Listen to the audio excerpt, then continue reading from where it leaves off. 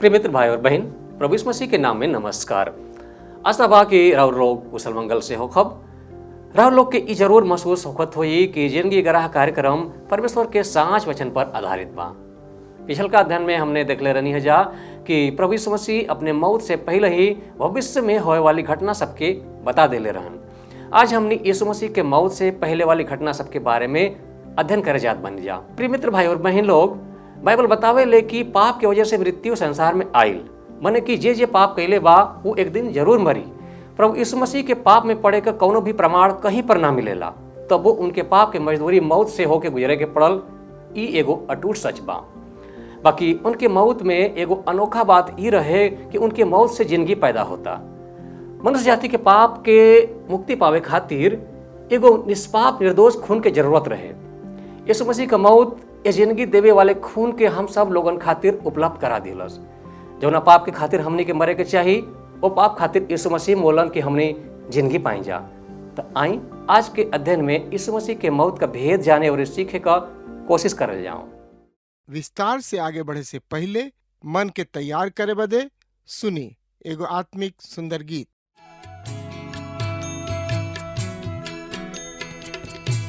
यीशु के शरणवा में शांति मिली है भाई, यीशु के आराधना में मन दा लगाई, यीशु के आराधना में मन दा लगाई, यीशु के आराधना में।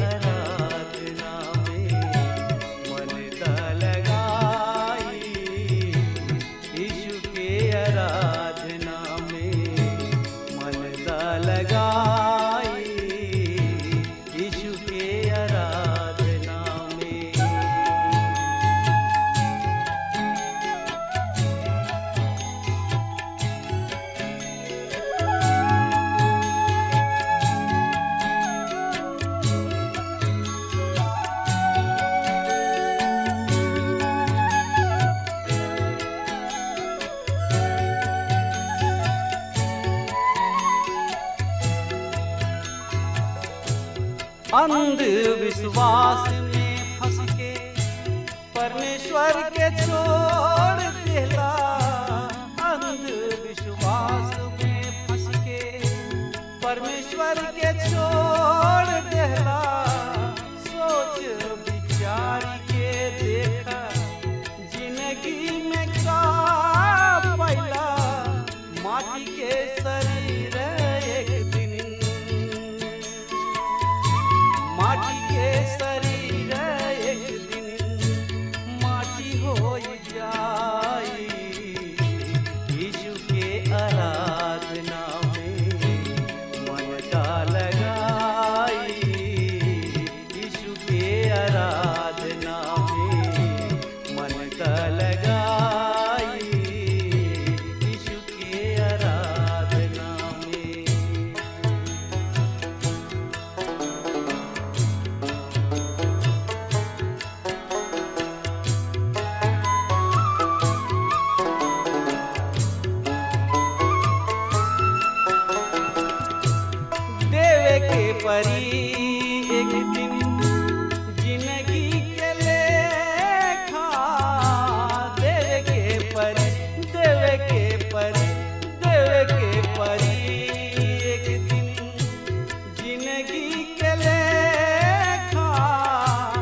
पाप अधर्म के आपन कर्मवा के देखा, पाप अधर्म के आपन कर्मवा के देखा, बाप पूत हित नाथ, बाप पूत हित नाथ, केहू ना बचाई यीशु के शरणवा में शांति मिली है भाई, यीशु के आराधना में मन क लगाई, यीशु के आराधना में।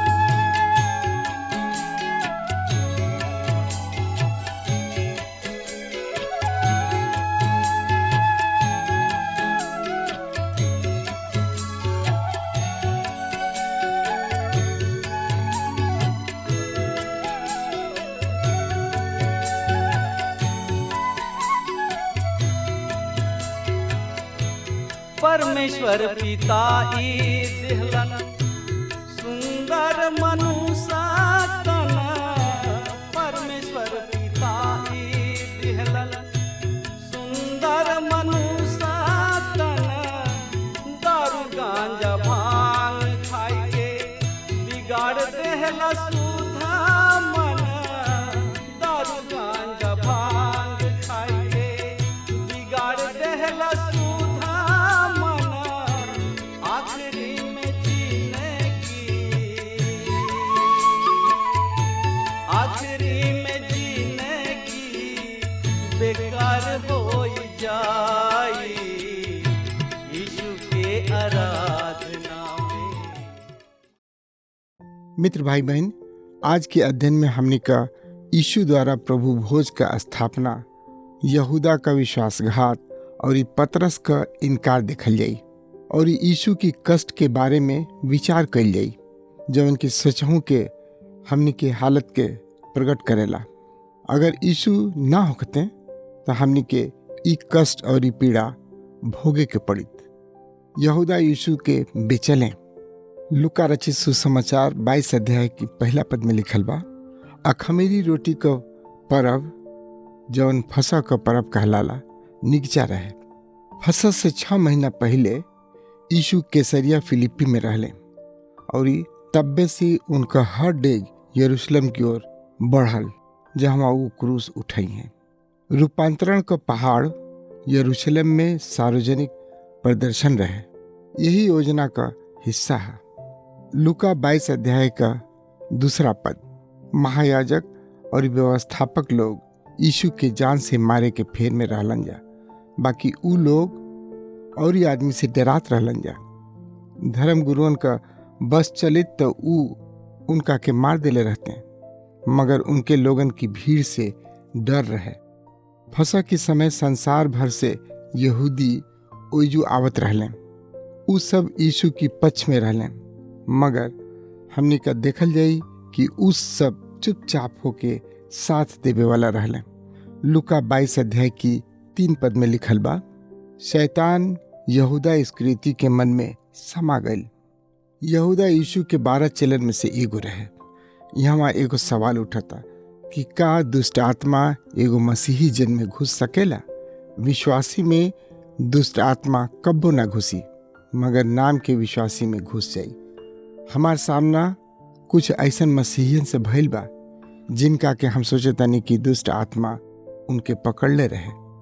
अगर आप नामधारी मसीह हैं तो जान ली कि आपका मन मसीह से अलगा बा। खाली जगह में शैतान पक्का घुस जाई। लुका 11 अध्याय की 24 से 26 पद में यीशु यह बात बताओने कि जब दुष्ट आत्मा देखेला कि केकर मन साफ और खाली बा तो वो अपनी साथियन के लेके वो जो बसे खातिर आ जाला। यहूदा के साथे का भइल? ऊ मसीह का त्याग कैलस और दुष्ट आत्मा ओकरा में घुस गई। लुका 22 अध्याय की 4 और 5 पद में लिखल बा, यहूदा याजकन और मंदिर के सरदार लोगन से बातचीत कैलस कि ऊ यीशु के कैसे उन्हन लोग के हाथ में सौंप दई। ऊ लोग खुश हो गए और ऊ यहूदा के रुपया दे के करार कैलन जा। धर्मगुरु अबहिन विचारे करत रहने कि यीशु के कौनांगा घात कइल जा, तो देखी उन्हीं का एगो आदमी धोखा देवे खातिर उनके लगे आ गए। लूका 22 अध्याय की 6 पद में लिखल बा, यहूदा उन्हन लोग के बात मान लेलन। ऊ मौका खोजे लगलन कि यीशु के कब और कैसे बिना उपद्रव के उन्हन लोग से पकड़वा देस। ओ लोगन के विचार तो ई रहे कि जब लोग फसह मना के लौटस तब धोखा से उनका के पकड़ लिहल जाई और मार दिहल जाई। ए तरह केहू न जान पाई कि का भइल। यहूदा का विचार रहे कि मौका का तलाश करा और समय आवे पर ओके खबर करा। मगर जौना यूहन्ना लिखता ने यीशु ओकरी मुंह में रोटी डाल के उसे कहले, समय आ गइल बा, जौन कुछ करे के बा जल्दी करा। यहूदा ओ घड़ी चल गइलन। यीशु को फसह और प्रभु भोज का स्थापना। यीशु अपनी चेलन के साथे फसह तैयार करता ने। लूका रचित सुसमाचार 22 अध्याय की 7 से 13 पद में लिखल बा, अखमीरी रोटी के पर्व के दिन आ गइल। ए पर्व में फसह की मेमना के बलिदान कइल जरूरी रहे। यीशु अपनी चेला पतरस और यूहन्ना के ई कह के भेजलन कि जा लोग हमरा के खाए खातिर फसह तैयार कर जा। उ लोग यीशु से पूछलन जा, आप कहवा चाहतनी कि हमनी का आप खातिर फसह तैयार करी जा। यीशु ओ लोग से कहलन, देखा जा, नगर में घुसते ही एगो आदमी पानी का गगरी लिहले तोहन लोग से मिली है। उ आदमी जौना घर में जाई तोहनियो लोग ओकरी पाछे चल जाइए जा। ओ घर के मालिक से कहिए जा, गुरुजी तोहरा से पूछलन हा कि उ घर कहवा बा जहाँ हम अपनी चेला लोग की साथे फसह का भोज करब। उ तोहन लोग के एगो सजल सजावल बड़ खा अटारी देखा दिहन। वही जू फसह की भोज का तैयारी करिया जा। उ लोग ओजा गईले, जैसन यीशु ओ लोग से कहले रहलन ओसे ही पौले और ई फसह का भोजन तैयार कैलन जा। इससे पहले प्रभु यीशु जब यरूशलेम आते तो हो सकेला कि उनका ई दोस्त फसह मनावे का निमंत्रण दिहलस। काहे का मतलब ई है कि यीशु एक गदही की बच्चा का व्यवस्था पहले ही से क लिहले रहले। लूका 22 अध्याय की 14 पद में लिखल बा, जब समय हो गईल त यीशु अपनी प्रेरित लोगन के संगे फसह का भोजन खाए खातिर बैठलन। ई यीशु का ये आगमन का आखिरी भोज रहे और यहूदी भी ओजू हाजिर रहले। लूका 22 अध्याय की 15 से 18 पद में लिखल बा, यीशु उन्हन लोग से कहलन, हमार बड़ लालसा रहे कि क्रूस पर दुख उठावे से पहले हम तोहन लोग के संगे फसह का भोज खाई। हम तोहन लोग से कहतनी कि जबले ई बात परमेश्वर के राज में पूरा ना हुई तबले हम ओके फिर ना खाई। तब यीशु दाखरस से भरल कटोरा लेके धन्यवाद दिलन और कहलन, एके ल जा और आपस में बांट ल जा, काहे कि हम तोहन लोग से कहतनी कि जबले परमेश्वर का राज ना आई तबले दाखरस अब से कब्बो ना पी सकीना। फसह में दाखरस का कटोरा कई बेर बढ़ावल जात रहे। यीशु पूरा व्यवहार निभौले। ई कटोरा आनंद कर रहे। एगो सवाल हरदम पूछल जाला, का यीशु ऊ कटोरा पियले?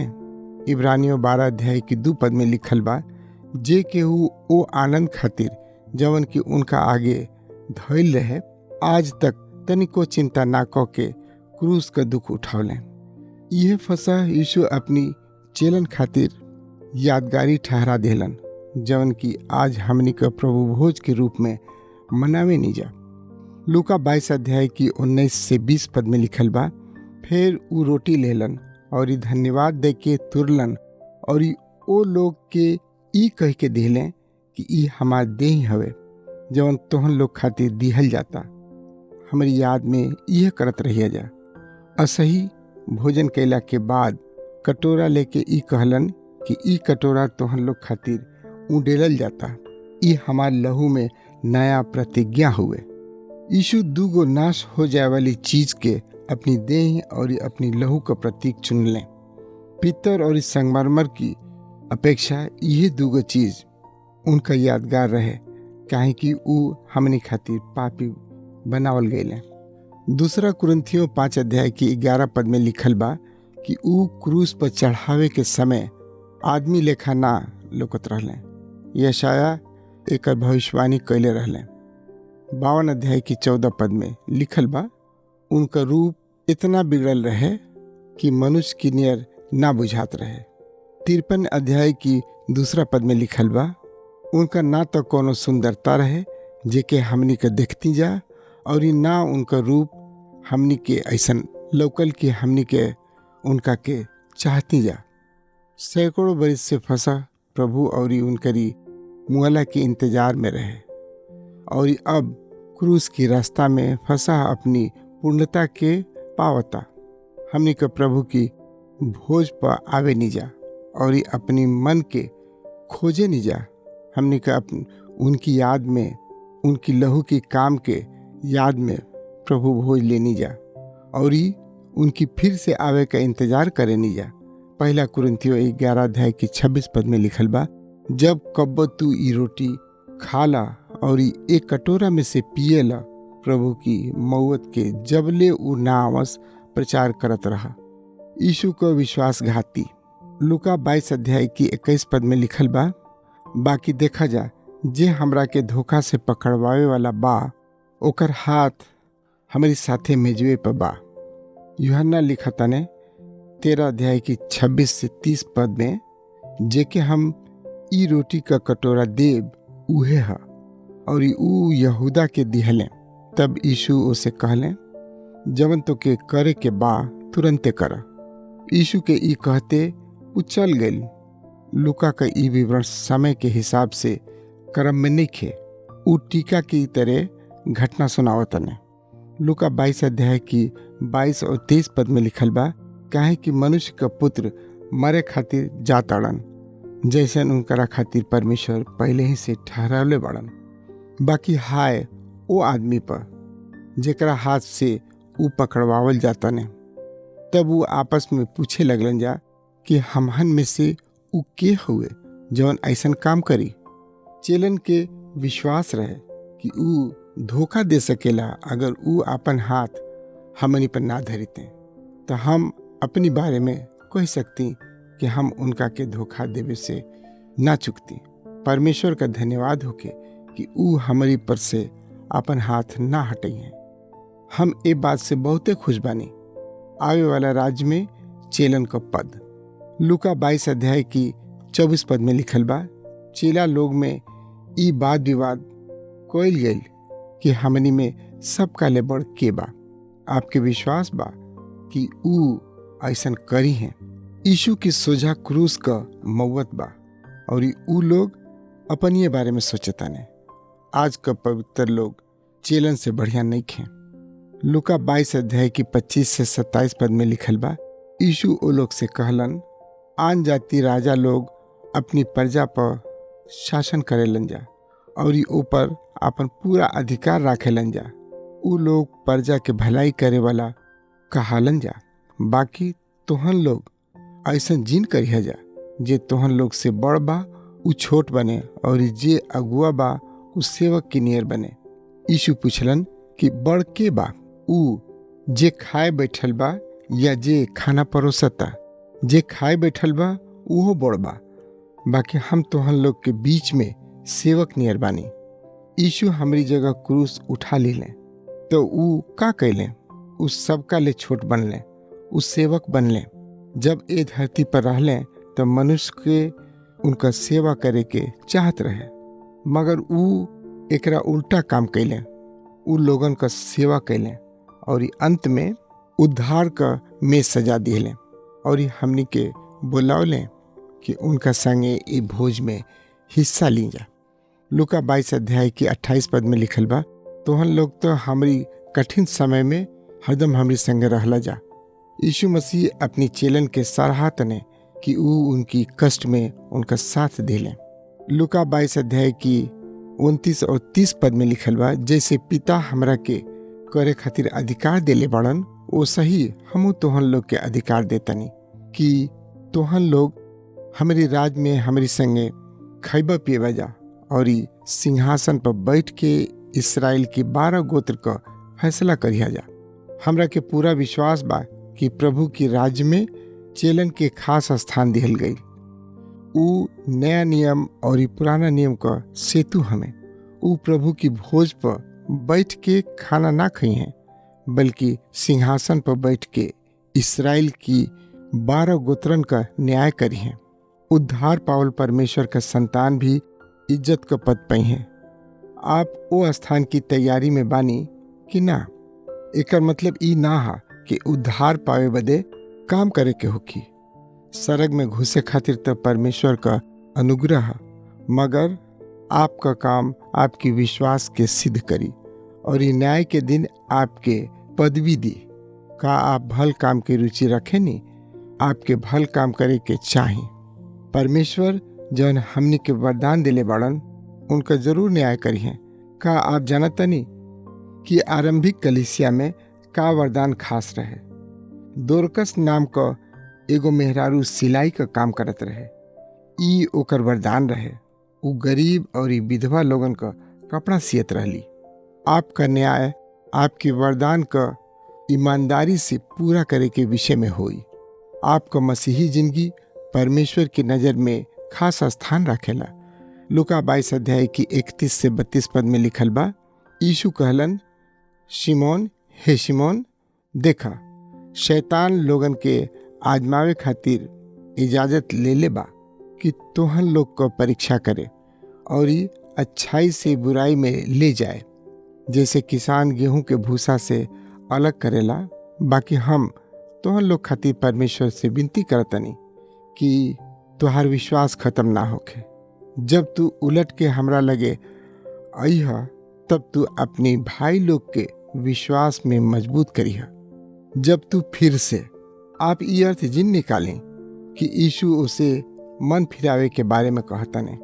यीशु की कहे का अर्थ रहे कि जब ओकर विश्वास मजबूत हो जाई तब ऊ एगो बदलल आदमी होकी और ये अपनी विश्वासी भाइयन खातिर धाड़स और बल बढ़ावे का कारण होकी। प्रभु जानत रहले कि पतरस उनका इनकार करी, मगर पतरस खातिर प्रार्थना कैले कि ओकर विश्वास बनल रहे। प्रभु आज हमारी खातिर प्रार्थना करतने। उ जानतने कि आप कब लड़खड़ा जाए और ये कब चूक जाए। प्रभु का विश्वासी चूक सकेले, मगर उनका विश्वास टूटेला ना, काहे से कि मसीह यीशु आपकी खातिर प्रार्थना करतने। कितना महान परमेश्वर बने। यूहन्ना 17 अध्याय की 9 पद में यूहन्ना लिखतने, हम उनका खातिर विनती करतनी, संसार खातिर ना, मगर उन्हीं खातिर जेके आप हमके देले बनी, काहे कि ऊ आपका हमें। यीशु समस्त संसार खातिर अपन जान दिहले, ऐसे बढ़ के आप उनका से ना मांग सकेनी। ऊ परमेश्वर की लोगन खातिर विनती करत रहले। हो सकेला कि आप अपनी खातिर प्रार्थना ना करत होखब, मगर उनका से कबो चूक ना होखेला। ऊ आपकी खातिर हरदम हर घड़ी प्रार्थना करेने। जवन आदमी परीक्षा में से होके निकलल, ऊ केहू का मदद कर सकेला। पतरस आगे चल के कलीसिया का मार्गदर्शक बनले। हमार अभ्यास है कि एगो शराबी की मदद और सहायता और राय देवे खातिर हम मन फिरावल शराबी के ही भेजेनी। लूका 22 अध्याय की 33 पद में लिखल बा, शिमोन पतरस यीशु से कहलन, हे प्रभु, हम आपके संगे जेल जाइब और मरहू खातिर तैयार बानी। पतरस मन से तो निष्ठावान रहे, मगर ऊ अपनी कमजोरी के ना जानत रहे। हमनी में ढेर लोग अपनी कमजोरी के ना जाने लें। लूका 22 अध्याय की 34 पद में लिखल बा, यीशु कहलन, पतरस, हम तो से कहतनी कि अजुए मुर्गा बोले से पहले तू 3 हाली हमारे इनकार करबा कि हम यीशु के नहीं जानत। पतरस के तो विश्वास ना रहे कि ऊ प्रभु का इनकार करी, मगर वही रात ऊ प्रभु का इनकार कैलस। और 3 हाल इनकार कैलस। आज के अध्ययन का समय यही जो समाप्त होखता। प्रभु का धन्यवाद करी कि ऊ हमनी खातिर निरंतर प्रार्थना करताने। प्रिय मित्र भाई और बहन, आज के कार्यक्रम कैसन लागल कृपा करके हमनी के जरूर बताएं। हमार पता रहुआ कि स्क्रीन पर आ रहल बा। आप सब ए नंबर पर मिस कॉल भी कर सके जा। आपका चिट्ठी और फोन का हम इंतजार करब। अगला कार्यक्रम में फिर भेंट हुई। आप सब प्रभु के संगति में बनल रही। धन्यवाद।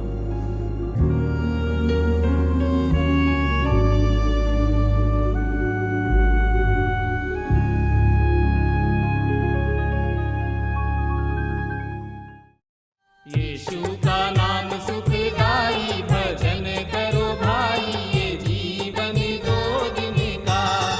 यीशु का नाम सुखदाई, भजन करो भाई, ये जीवन 2 दिन का।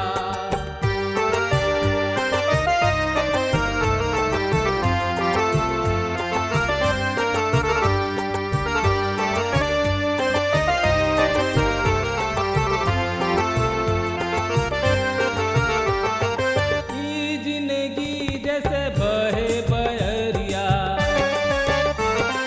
ई जिंदगी जैसे बहे बहरिया, ई नहीं माँ उड़ी जाई, भजन करो भाई, ये जीवन 2 दिन का।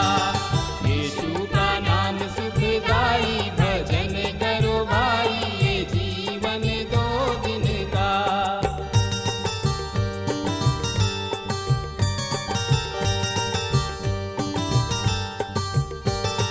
ई जिंदगी पर गर्व ना करना, ई जिंदगी पर गर्व ना करना, छाया समान ढली जाई, भजन करो भाई, ये जीवन 2 दिन का। यीशु का नाम सुखदाई, भजन करो भाई, ये जीवन 2 दिन का। दया करी प्रभु रउआ, दया करे ना हो, दया करे ना, भक्त करेलन को हरिया, दया करे ना, भक्त करेलन को हरिया, दया करे ना। दया करी प्रभु रउआ, दया करे ना हो, दया करे ना, दया करी प्रभु रउआ, दया करे ना हो, दया करे ना, भक्त करेलन को हरिया, दया करे ना, भक्त करेलन को हरिया, दया करे ना।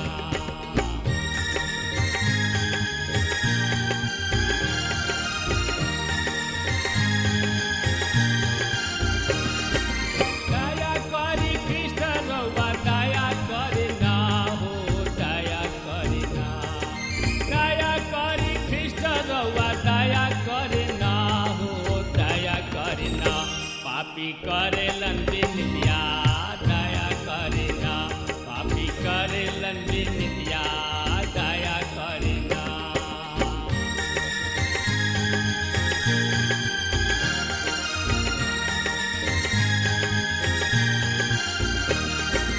हाथ जोड़ी करी प्रभु शरण में सिसवा, दया करे ना।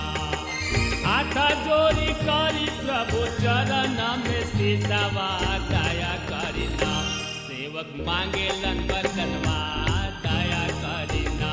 सेवक मांगेलन बरतनवा, दया करे ना। दया करे ना प्रभु, दया करे ना।